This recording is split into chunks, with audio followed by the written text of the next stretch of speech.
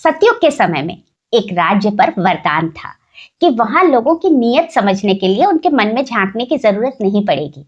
जो जितना शुद्ध सात्विक होगा उसका रंग उतना सफेद हो जाएगा, और जो जितना स्वार्थी और आत्म केंद्रित होगा उसकी त्वचा का रंग उतना काला हो जाएगा।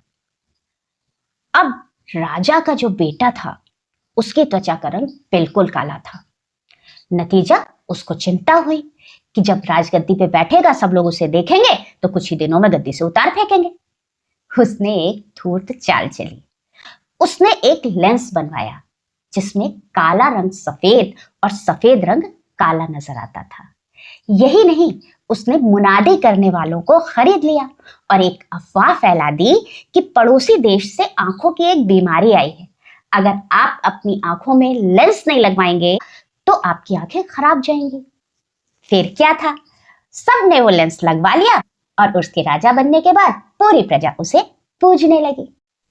पर जैसे हर अत्याचारी वरदान मांगने में कोई ना कोई भूल कर देता है, वैसे ही इस राजा ने भी इस बात पर ध्यान नहीं दिया था कि ये लेंस बच्चों को नहीं लग सकता। लिहाजा अपनी ड्राइंग कॉपी में राजा का रंग काला भरने वाले और अपनी टीचर से इस बात के लिए डांट खाने, रॉन्ग साबित होने वाले बच्चों का फ्रस्ट्रेशन बढ़ता जा रहा था। दूर कहीं किसी पहाड़ी पर एक छोटा सा स्कूल था जहां के शिक्षक ने अपनी आंखों पर वो लेंस नहीं लगवाया था। अफवाह नहीं पहुंची थी तो उस तक।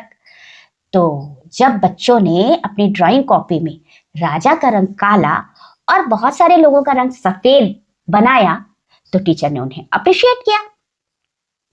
धीरे धीरे लोग कहने लगे कि ये टीचर जरूर पड़ोसी देश का खुफिया जासूस है, तभी तो अपने अच्छे राजा के खिलाफ बच्चों को भड़का रहा है, बरगला रहा है।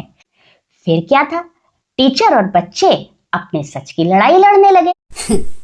मुनादी करने वाले तो राजा के हाथों बिके हुए थे ही। आम जनता भी बड़ी शिद्दत से राजा को सफेद और टीचर को काला साबित करने में लगी थी। लेकिन जब हजारों लाखों बच्चे राजा के क्रूर दमन का शिकार होने लगे, तब जाकर कुछ लोगों का ध्यान गया कि इतना सफेद दिखने वाला राजा इतना अत्याचारी कैसे हो सकता है। धीरे धीरे ऐसे बहुत सारे लोग बच्चों के साथ आने लगे जिन्होंने किसी कारण से उस टीचर की तरह अपनी आंखों में लेंस नहीं लगवाए थे। तो मॉरल ऑफ द स्टोरी ये कि जब भी कोई तथ्य आपके सामने आए तो उस पर जजमेंट देने से पहले इंट्रोस्पेक्शन कीजिए कि कहीं आपकी आंखों में पूर्वाग्रह का कोई लेंस तो नहीं लगा है।